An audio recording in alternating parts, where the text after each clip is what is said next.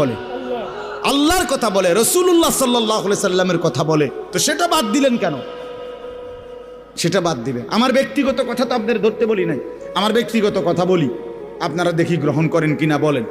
মনে করেন আমি কুমিল্লা ক্যান্টনমেন্ট থাকি, ময়নামতি সাহেবের বাজার, আমার মাদ্রাসা বাসা ওইখানে। তো আমি কুমিল্লা ক্যান্টনমেন্টে একটা বড় টাওয়ার আছে, গুমতি টাওয়ার। এই গুমতি টাওয়ারের নিচে আন্ডারগ্রাউন্ডে মুদি দোকান এবং তরি তরকারির দোকান।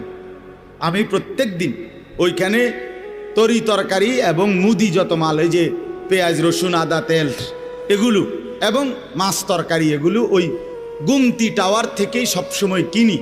আপনারাও সবাই নিয়ত করেন ইনশাআল্লাহ এখন থেকে সবাই কুমিল্লা ক্যান্টনমেন্ট গুমতি টাওয়ার থেকেই তরকারি এবং চাল ডাল তেল কিনবেন, বলেন ইনশাআল্লাহ।